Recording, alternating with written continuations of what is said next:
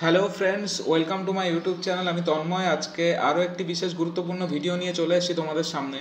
তো কালকে আমি তোমাদেরকে বলেছিলাম যে ওয়েস্ট বেঙ্গল পুলিশের যে কনস্টেবলের রিক্রুটমেন্ট হওয়ার কথা, তার যে নোটিশ, সেটা গতকাল কিংবা আজকে আসতে পারে।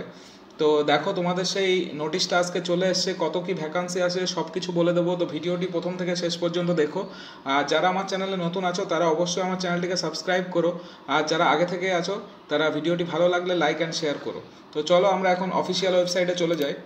দেখো, আমরা চলে এসেছি prb.wb.gov.in এর অফিসিয়াল ওয়েবসাইটে। তো এখানে আসার পর দেখো, এখানে রিক্রুটমেন্ট ডিটেলস আছে। তো এখানে আসার পর দেখো, আজকেই নোটিশটা এসছে, নোটিশ আর ইনফরমেশন অফ অ্যাপ্লিকান্টস।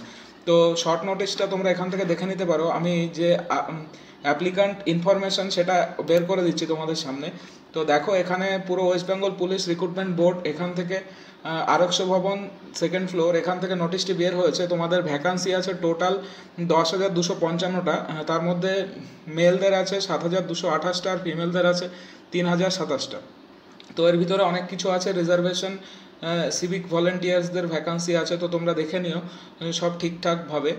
তো আমি ডেসক্রিপশন বক্সে নোটিফিকেশানটি দিয়ে দেবো তোমাদের, তোমরা ওখান থেকে ডাউনলোড করে নিতে পারো। তোমাদের যে এলিজিবিলিটি ক্রাইটেরিয়া দেখো, এখানে 30 বছর করে দিয়েছে, আর 1/1/2024 হিসাবে তোমাদের 18 বছর বয়স নেবে। তো তারপর দেখে নিই সাবজেক্টটা কী হলো। সাবজেক্টটা তোমাদের যে পরীক্ষা হবে সেটা কিসের উপরে হবে সেটা দেখে নিই। প্রিলি বা মেন আছে কি না সেটা দেখে নিই।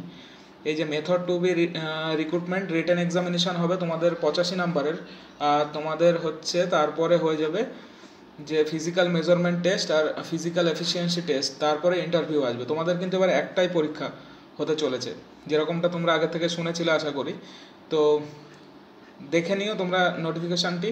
তো ভিডিওটি এই পর্যন্তই করার ছিল। তো কালকে বলেছিলাম, আজকে সবার প্রথমে তোমাদেরকে ইনফর্ম করে দিলাম যে ভ্যাকান্সি বেরিয়ে গেছে। তো ভিডিওতে থাকার জন্য ধন্যবাদ।